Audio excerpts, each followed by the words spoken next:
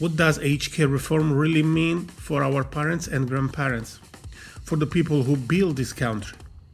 After years of promises, reports and reforms, is Australia finally delivering the dignity the older people deserve?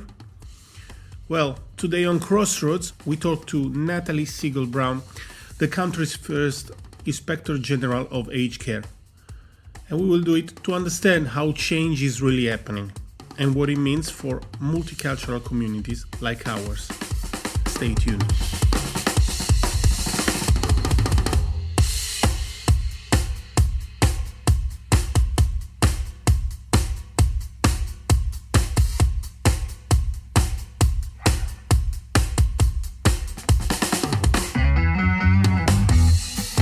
Un saluto a tutti e benvenuti a Crossroads. Io mi chiamo Stefano Ioele e questo che state ascoltando è Crossroads, il primo podcast ufficiale ideato dal Coasit, che si propone di diventare un punto di incontro per la comunità italiana. E attraverso episodi settimanali di circa 30 minuti e che saranno disponibili su tutte le piattaforme digitali di podcast, apriremo un filo diretto con voi, ascolteremo le vostre voci, esperienze e storie che fanno parte del bagaglio collettivo di esperienze della nostra comunità. Una comunità sempre al fianco del Coasit e viceversa. E allora, buon ascolto.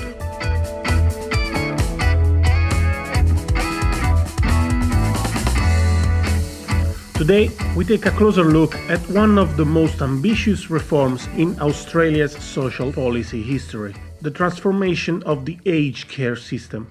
After years of investigations and findings of the Royal Commission into aged care quality and safety, Australia set out to rebuild a system based on dignity, transparency and trust.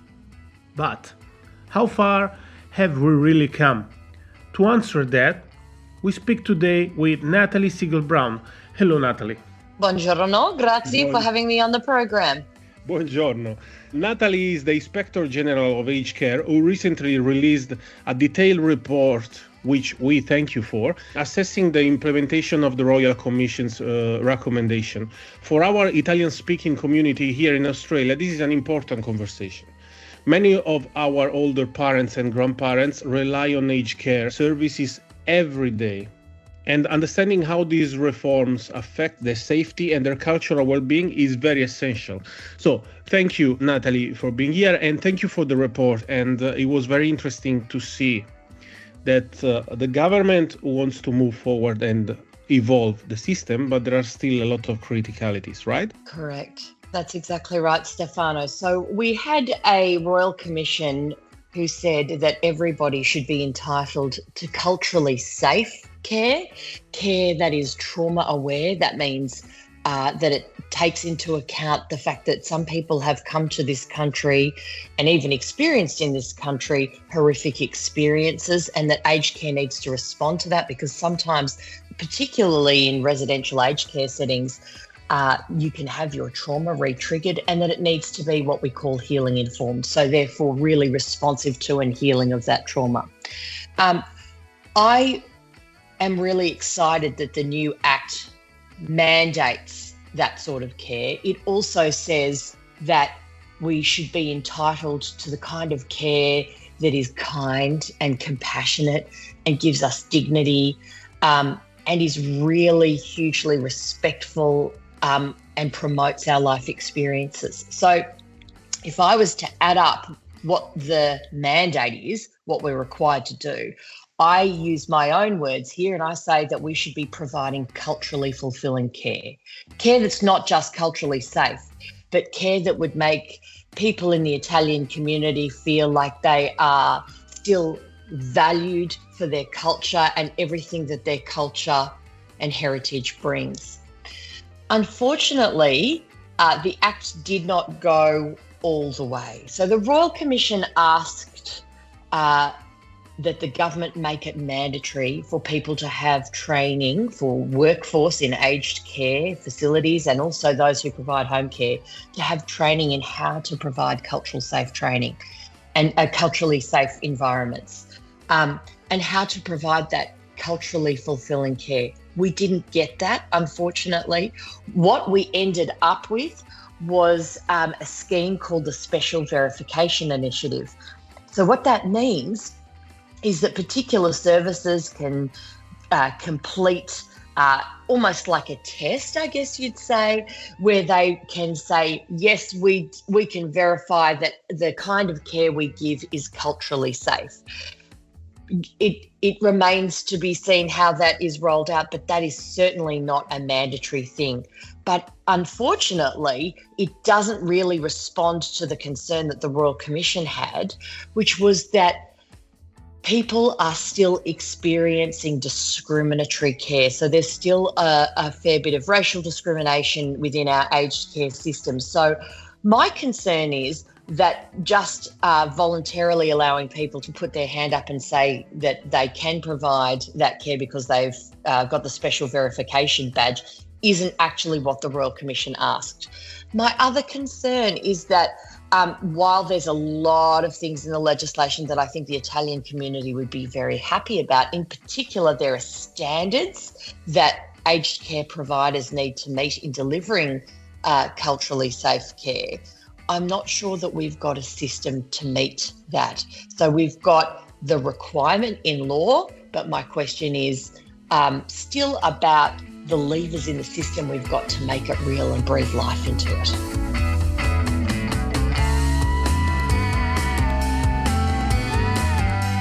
There are challenges, but before we dive into it deeper, for our listeners, they are not aware of what the Inspector General of Aged Care actually is.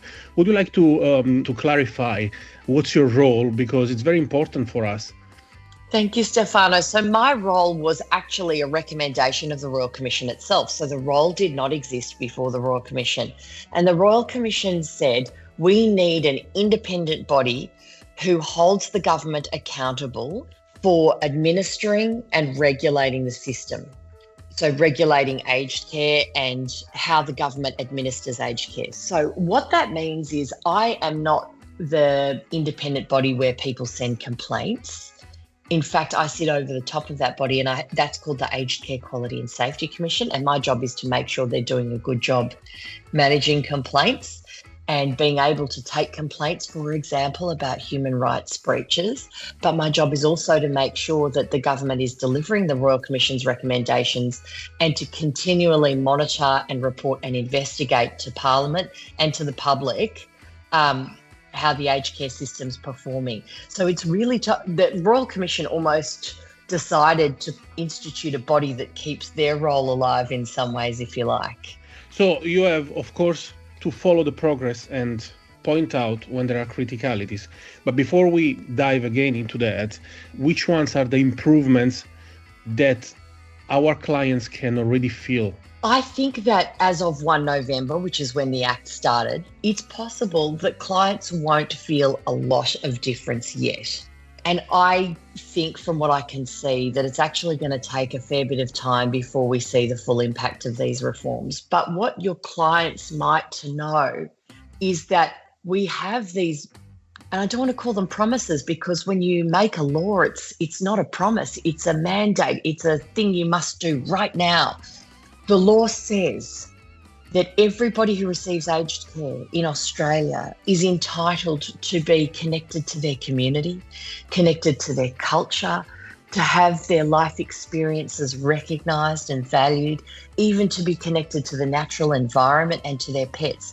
So what does that mean for our Italian communities?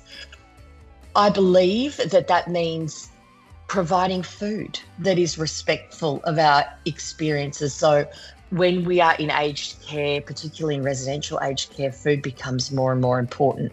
Our nutrition becomes really important because it's actually part of the thing that prevents us from being harmed and experiencing serious injuries when we fall, because nutrients are really important for our bones. But importantly, food becomes a recognition of our culture and our heritage.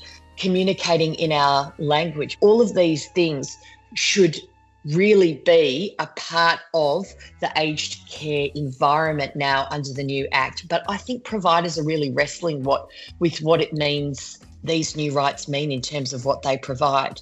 My suggestion would be that where possible, the Italian community and leaders in the community can speak with providers and say, hey, you have an obligation under this new Act to respect and really fulfill the identity of Italian people in your residential aged care facility or in the way you provide home care, here are some ideas on how to do that.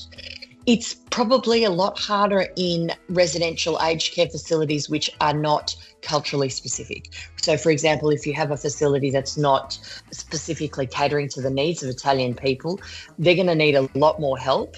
And what we're finding is that people who haven't had the benefit of Italian culture are loving experiencing the events of other cultures. And I'm hearing that across the ditch in New Zealand as well when they're talking about some of these events too. It encourages real understanding within the entire residential aged care community, because when you're in a residential aged care facility, it's not just about the staff, it's about the people you're interacting with daily.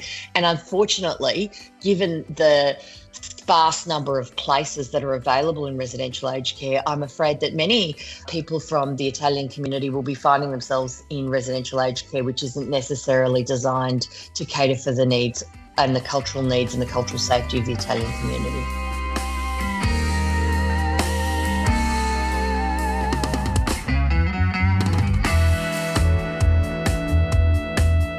It looks like this reform will take a long time. Would you be able to tell us how long will it take for this reform to be fully in place? I know it's not easy. What I've said in my report is that while we make these promises in the Act, we don't actually have the funding systems in place to incentivise providers to actually deliver on that. So if we are going to make these promises in legislation, we need to make sure that the way we fund the system encourages that. So I'll give you an example where I had some big concerns in my report. If we move away from residential aged care for just a minute and we think about home care, that is the care that is provided to somebody in their home. Actually, the majority of people in Australia receiving aged care are receiving aged care in their home. About 4 times the number that are receiving it in residential aged care places. In this particular area, the government has instituted what's called co-payments. So co-payments will apply across residential aged care and home care, but where I'm most concerned about it is where people are receiving care in their home. What does co-payments mean? Co-payments means that from as of last Saturday, people will need to pay for a proportion of their care from their own pockets. And this changes depending on whether you're a pensioner or a part pensioner or a semi-funded retiree, the percentage changes. But when you look at which parts the government will fund 100% and which parts of home care you personally will have to take out of your own pocket to fund, the government will only fund your clinical care needs. But when we talk about culturally fulfilling care, being able to get out into the community and meet with your community, if you need support to do that at home, to get out there, even to go to the supermarket, even as a full pensioner, you will need to pay a provider somewhere around 15% of that cost yourself. Now, if somebody's on a pension, which is about $600 a week, and the cost of getting out into the community means that they have to forfeit, say, $20 or $30 out of their pocket for that particular outing, which is all about connecting you to your community and keeping you fulfilled and keeping you connected, that can start to add up. Equally, showering attracts a cost. So if you need support to shower at home and you're a full pensioner on that $600 a week, you have to pay 5% of whatever it costs to bring somebody in to support you to have a shower. Now, that can be in excess of $100 an hour. And sure, it might only be $5 a day, but once you start going, okay, 7 days times $5 is $35. Add that to I want to go out in the community. People are already struggling with thinking, how am I going to make my $600 this week go further? And my concern is that means they'll start thinking, well, maybe I'll give up that outing into my Italian community. Maybe I'll give up, when in fact the Act is saying these are the things we want to promote. So my concern is the funding mechanisms might defeat or undermine what we're trying to achieve through the Act. I will certainly be monitoring what is happening and speaking with the government about making sure that this is not prejudicing the rights of those who can afford it least. I understand that the government is struggling with this big question, and the way they think of the question is we only have a limited bucket of money, and more people in Australia are growing older, so there's going to be more people needing to pull on that bucket. And at the same time, as the population grows older, there'll be less people who are of working age, meaning that there'll be less income tax coming into the pot of money. So there's a risk that the amount of money the government has into the future might even reduce. This is a question that many governments have wrestled with. So originally, they had contemplated the idea of putting a levy, like maybe you could call it a tax or a charge for all Australians for aged care. But that idea did not get up, and the idea they had instead was to go with this system of co-payments to increase the money in the bucket. I guess what I've been saying recently to people is, can we think about this question differently? So rather than thinking about, oh my gosh, we've only got so much money, how do we make it go further? In asking the question in that way, we're assuming that everybody will get old at the same rate and need what we call acute aged care, which is very expensive at the same rate. What if instead we asked the question, what are the things we can do in societies to stop people needing acute aged care, to stay independent longer? So some of those things would be encouraging us to do particular things in our 40s and 50s that actually might keep us healthier and dependent and connected to the community for longer. We know that really investing well in your cognitive capacities and being spiritually and emotionally and socially connected to your communities, all of those things prevent your cognitive and physical decline. So these are the things we should be investing in. And if we invested in them in the home care space, where currently we're charging the highest amount of money to do those things, we actually could save the budget money. So these are some of the things I'm trying to say at the moment publicly and to the government about thinking about the question differently and showing how investing in people's care at home or even before we need care can actually pay a huge dividend and make the bucket go further.